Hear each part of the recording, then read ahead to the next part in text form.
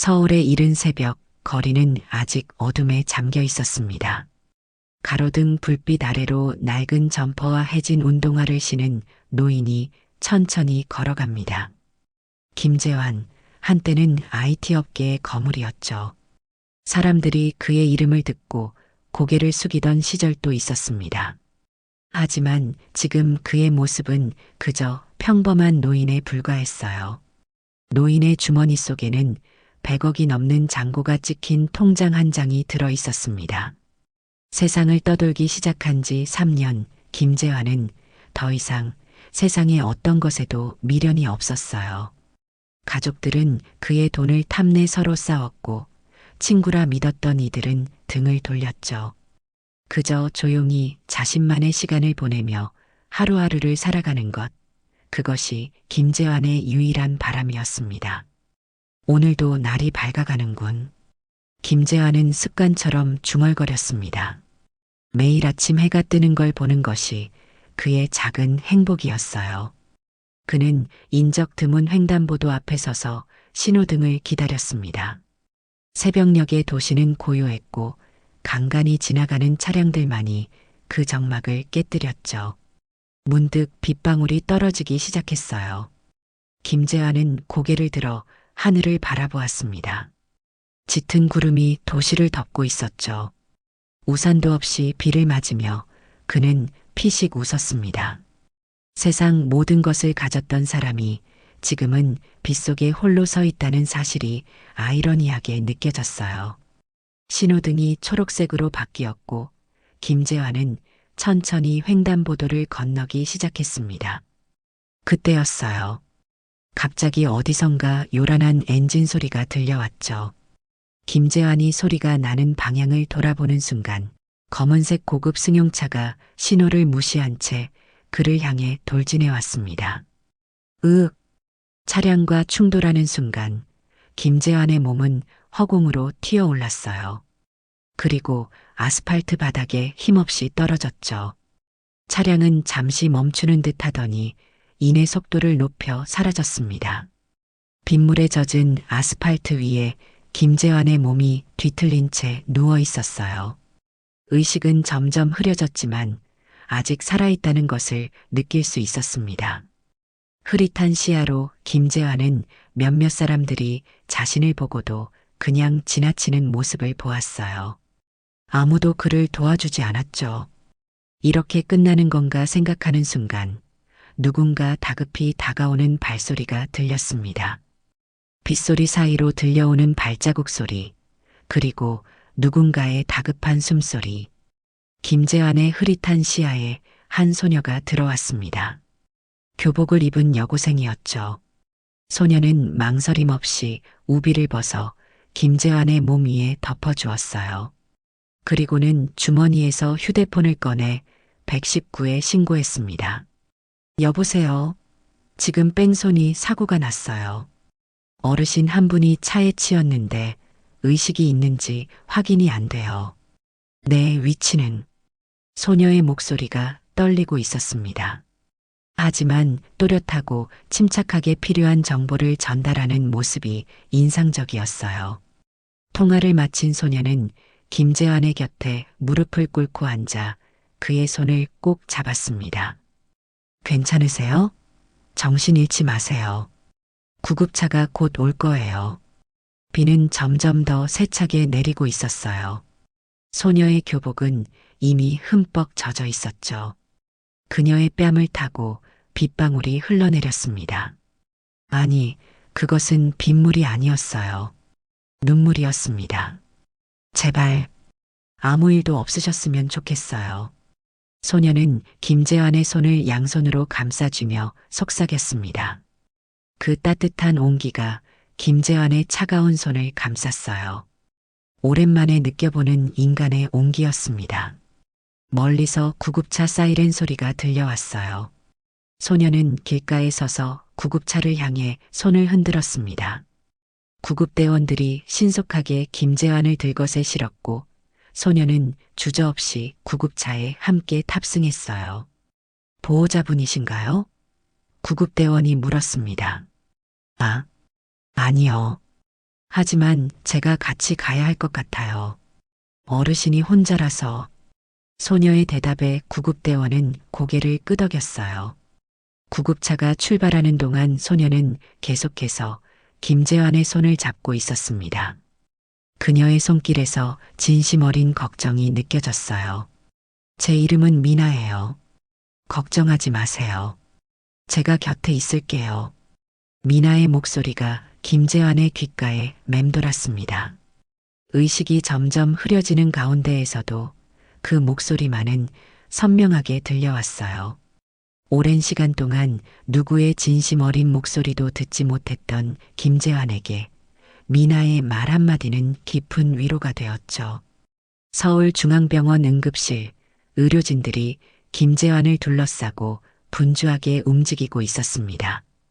미나는 병원 대기실 의자에 앉아 불안한 표정으로 손을 꼭 쥐고 있었어요. 교복은 아직 덜 마른 상태였고 젖은 머리카락이 얼굴에 달라붙어 있었죠. 학생, 보호자가 아니라면 이제 학교에 가는 게 좋을 것 같은데? 간호사가 다가와 말했습니다. 미나는 고개를 저었어요. 제가 같이 있어야 할 것 같아요. 어르신에게 가족이 없을지도 모르잖아요. 미나의 단호한 대답에 간호사는 더 말을 잇지 못했습니다. 응급실 밖으로 나온 의사가 미나에게 다가왔어요. 다행히 생명에는 지장이 없어요.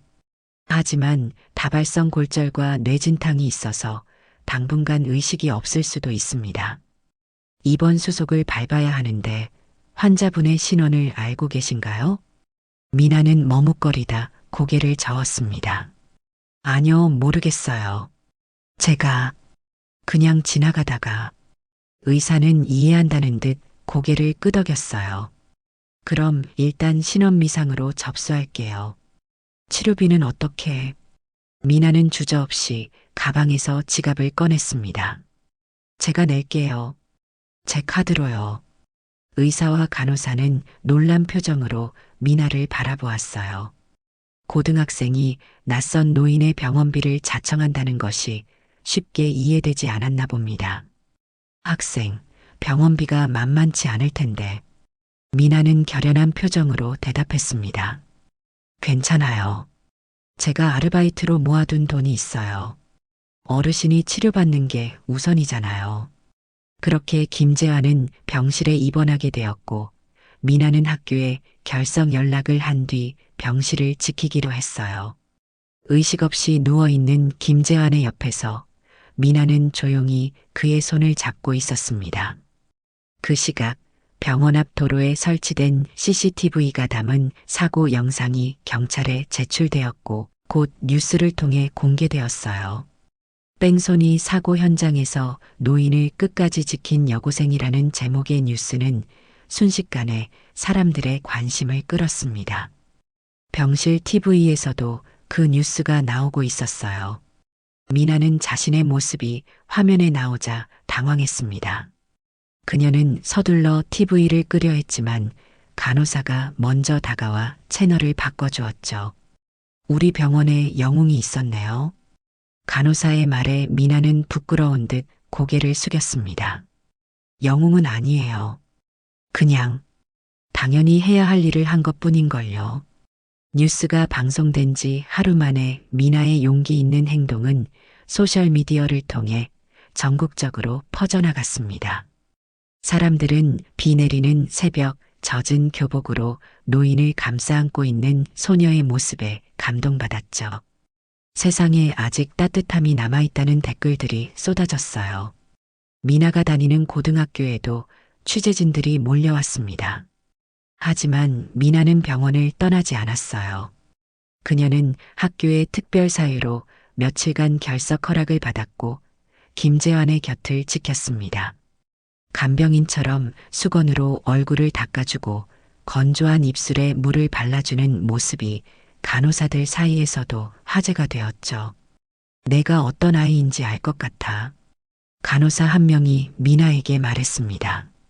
뉴스에서 너를 보고 병원으로 왔어. 부모님께 연락은 드렸니? 미나는 고개를 끄덕였어요. 네, 어머니께 상황 설명드렸어요. 처음엔 걱정하셨지만 이해해 주셨죠. 간호사는 미소를 지으며 미나의 어깨를 토닥였습니다. 참 착한 딸이구나. 그때 병실 밖에서 웅성거리는 소리가 들렸어요. 미나가 고개를 돌려보니 몇몇 기자들과 카메라를 든 사람들이 병실을 향해 다가오고 있었습니다. 미나는 황급히 병실 문을 닫으려 했지만 이미 늦었죠. 미나 학생, 잠깐만요. 인터뷰 좀 해주시겠어요? 이 노인분의 신원에 대해 알고 계신 게 있나요? 쏟아지는 질문들에 미나는 당황했어요. 그때 누군가 외쳤습니다. 잠깐만요. 이 노인분 어디서 본 것 같은데. 한 기자가 휴대폰을 꺼내 뭔가를 검색하더니 주변 사람들에게 보여주었습니다. 사람들의 표정이 놀라움으로 바뀌었어요. 맞아. 김재환 회장님이세요. 3년 전에 갑자기 사라진 그 IT 기업 대표. 순식간에 병실은 더욱 소란스러워졌습니다. 미나는 혼란스러운 표정으로 자리에 앉은 채 그들의 말을 들었어요. 김재환? IT 기업 대표? 그저 도움이 필요한 노인이라고만 생각했는데 알고 보니 유명 인사였던 거죠.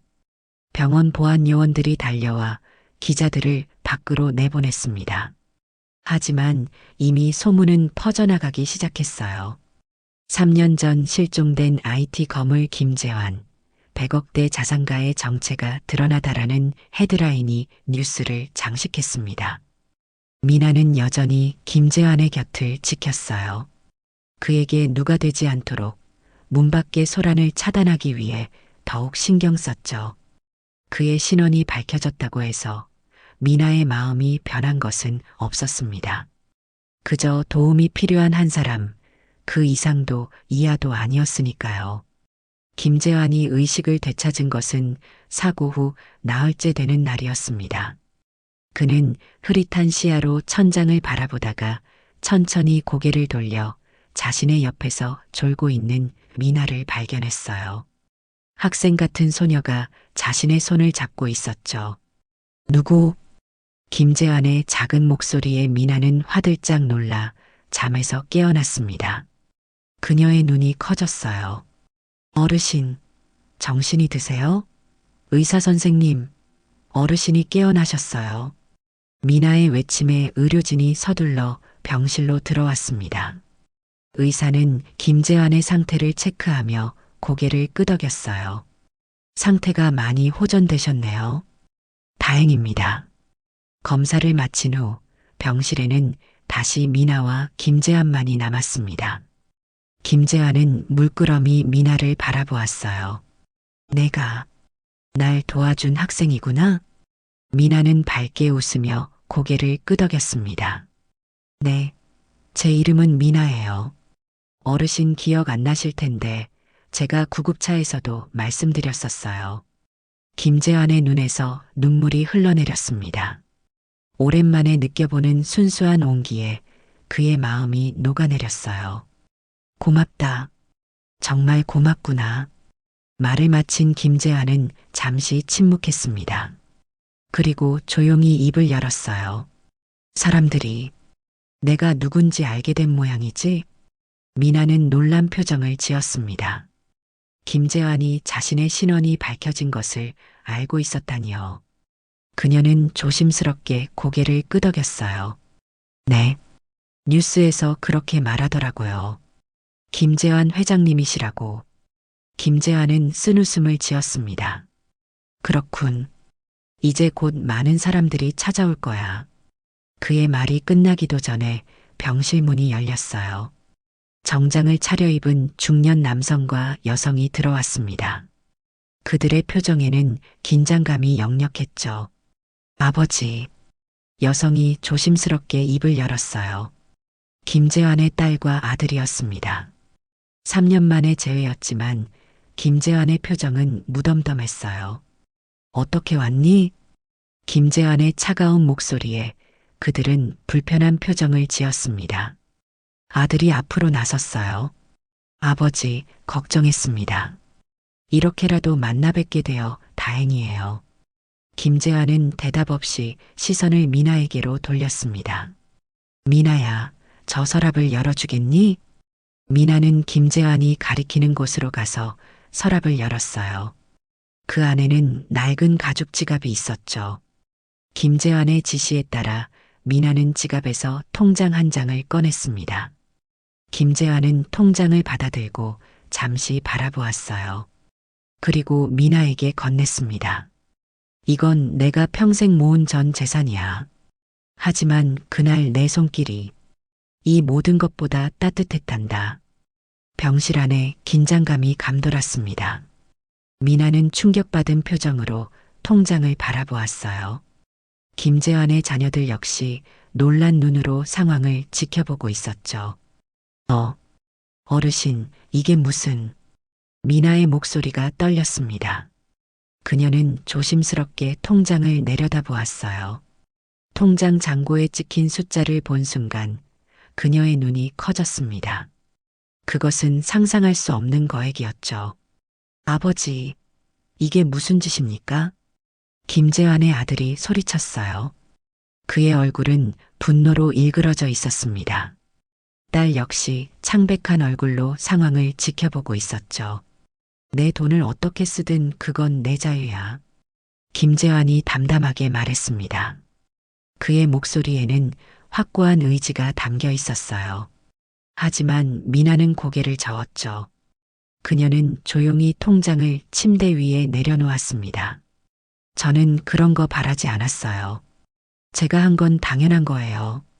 미나의 말에 병실은 다시 조용해졌습니다.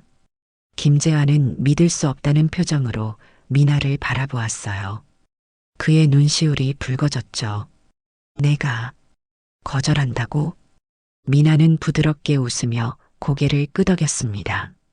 네, 저는 어르신을 돕고 싶었을 뿐이에요. 돈 때문이 아니라요. 김재환의 눈에서 눈물이 흘러내렸어요. 그는 오랜 시간 동안 세상의 모든 사람들이 자신의 재산만을 바라본다고 생각했습니다. 그래서 모든 것을 버리고 떠났던 거죠. 하지만 지금 그의 앞에 서 있는 소녀는 달랐어요. 그녀는 진정 사람을 사람으로 대했습니다. 내가 내 딸이었으면 좋았을 텐데. 김재환의 작은 중얼거림이 병실에 퍼졌습니다. 그의 딸은 당혹스러운 표정을 감추지 못했어요. 미나는 부끄러운 듯 고개를 숙였습니다. 어르신도 제 아버지 같아요. 제 아버지는 오래전에 돌아가셨거든요. 어머니와 둘이 살고 있어요. 미나의 말에 김재환은 깊은 생각에 잠겼습니다. 그의 마음속에서 무언가가 움직이고 있었어요. 평생 쌓아온 부와 명예가 가져다 주지 못한 따뜻함을 이 소녀에게서 느끼고 있었죠. 그날 이후 김재환의 병실은 많은 사람들로 붐볐습니다. 옛 동료들, 기자들, 심지어 한때 그를 배신했던 사업 파트너들까지. 하지만 김재환은 그 누구와도 깊은 대화를 나누지 않았어요. 오직 미나가 병실에 찾아올 때만 그의 표정이 밝아졌습니다. 미나는 학교와 병원을 오가며 바쁜 나날을 보냈어요. 그녀가 등교할 때면 많은 학생들이 그녀를 바라보았고 선생님들은 그녀를 자랑스러워했죠. 하지만 미나는 그런 관심이 부담스러웠습니다. 그녀는 그저 평범한 일상으로 돌아가고 싶었어요. 일주일 후 김재환은 퇴원 날짜를 앞두고 있었습니다. 그의 건강 상태는 놀랍도록 빠르게 회복되었어요. 의사들도 그의 강인한 생명력에 놀라워했죠. 하지만 그보다 더 놀라운 일이 벌어지고 있었습니다. 뉴스 속보로 한 기사가 전국을 뒤흔들었어요. 김재환 회장, 전 재산을 장학재단에 기부. 기사에 따르면 김재환은 자신의 전 재산인 100억 원을 미래를 위한 장학재단이라는 새로운 비영리 단체에 기부했다고 합니다. 그리고 더 놀라운 것은 그 재단의 이사장이 고등학생 미나라는 사실이었죠. 미나는 학교에서 이 소식을 들었습니다. 친구들이 휴대폰으로 뉴스를 보여주며 흥분했어요. 미나야, 이게 정말이야? 내가 재단 이사장이라고? 미나는 혼란스러웠습니다. 그녀는 아무것도 모르는 상태였어요. 서둘러 병원으로 향한 미나는 김재환의 병실 앞에서 많은 기자들을 마주쳤습니다. 간신히 병실로 들어간 미나는 침대에 앉아 있는 김재환을 보았어요. 어르신, 뉴스에서 하는 말이 사실인가요? 김재환은 미소를 지으며 고개를 끄덕였습니다. 그래, 모든 게 사실이야. 그는 옆에 놓인 서류 봉투를 미나에게 건넸어요. 이건 재단 설립 서류야. 내 이름으로 된 김재환 장학회의 모든 법적 권한이 여기 담겨 있단다. 미나는 충격받은 표정으로 서류를 바라보았습니다. 그녀의 손이 떨렸어요. 하지만 어르신, 제가 어떻게 이런 큰 책임을... 김재환은 미나의 손을 잡았습니다. 넌 할 수 있어. 내가 보여준 그 따뜻함과 용기가 바로 이 세상이 필요로 하는 거야. 난 내가 올바른 결정을 내릴 거라 믿는다. 미나의 눈에 눈물이 고였습니다. 이것은 상상도 하지 못했던 일이었죠. 고등학생인 자신이 거대한 장학재단의 이사장이라니 현실처럼 느껴지지 않았어요. 정말 감사합니다. 하지만 제가 잘할 수 있을지 모르겠어요. 김재환은 따뜻한 미소를 지었습니다. 걱정하지 마. 내가 혼자 하는 게 아니야. 내가 신뢰하는 변호사와 재무 담당자들이 도울 거야. 넌 그저 내 마음이 가는 대로 도움이 필요한 이들에게 손을 내밀면 돼. 미나가 고개를 끄덕였을 때 병실 문이 열렸어요. 김재환의 딸과 아들이 들어왔습니다. 그들의 표정은 복잡했죠. 분노와 허탈함, 그리고 미묘한 존경심이 뒤섞여 있었습니다. 아버지, 정말 그렇게 결정하신 건가요? 딸이 조용히 물었습니다. 김재환은 담담하게 고개를 끄덕였어요. 그래, 내 마지막 선물이라고 생각해 주렴. 너희에게도 세상에게도. 아들이 한 발 앞으로 나섰습니다. 하지만 저희는 아버지의 자식들인데요. 김재환의 눈빛이 깊어졌어요. 그래, 너희는 내 자식들이야. 하지만 돈이 아니라 삶의 가치를 물려주고 싶구나. 이 재단을 통해 많은 이들이 도움을 받게 될 거야.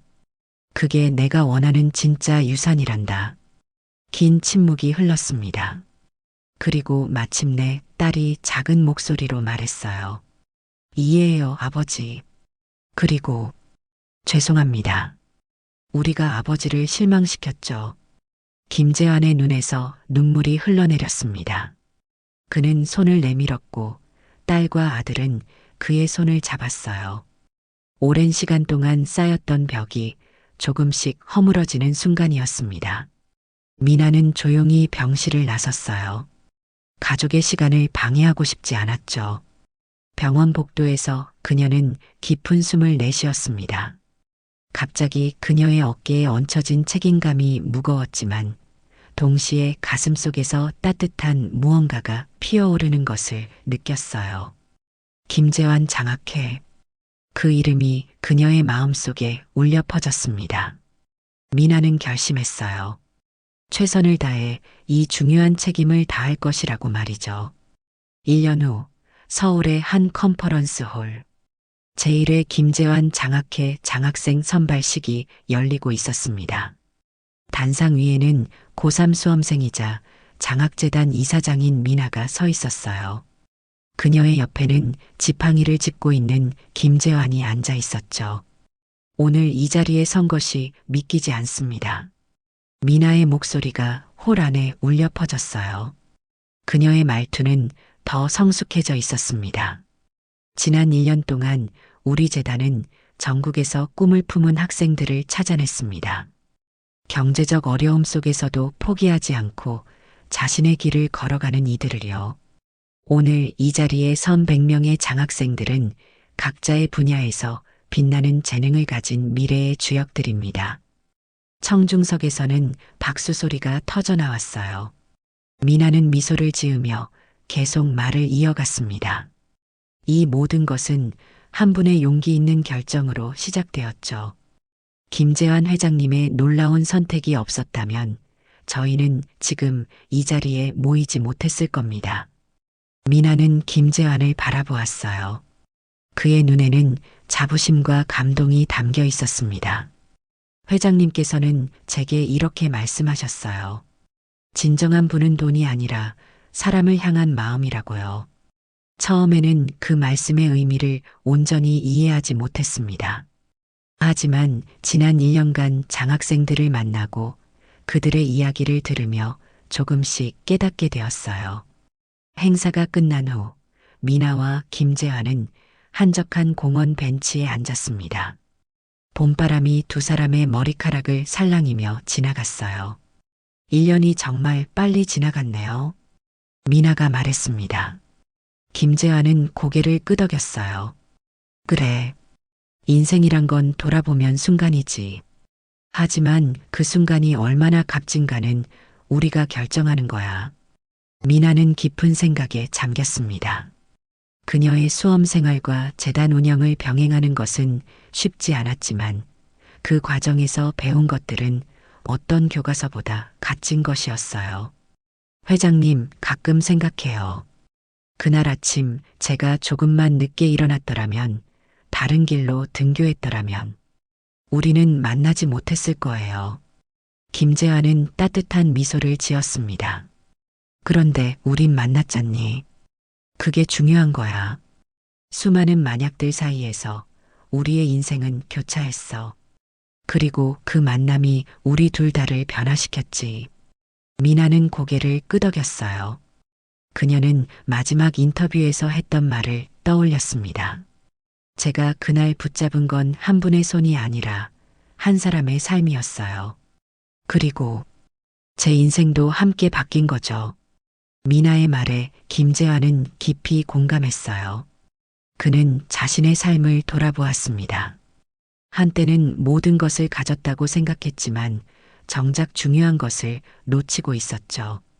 진정한 인간관계, 진심 어린 손길, 그리고 누군가의 삶에 의미 있는 변화를 가져다 주는 기쁜 말이에요. 미나야, 내가 정말 자랑스럽구나. 김재환의 진심 어린 말에 미나의 눈시울이 붉어졌습니다. 그녀에게 김재환은 이제 단순한 노인이 아니었어요. 인생의 스승이자 또 다른 아버지였죠. 회장님도 제게는 자랑스러운 분이세요. 두 사람은 말없이 봄날의 공원을 바라보았습니다. 벚꽃잎이 바람에 흩날렸어요. 마치 새로운 시작을 축복하는 듯했죠. 미나는 깨달았습니다. 진정한 부자는 통장 잔고가 아니라 마음의 잔고로 결정된다는 것을 말이에요.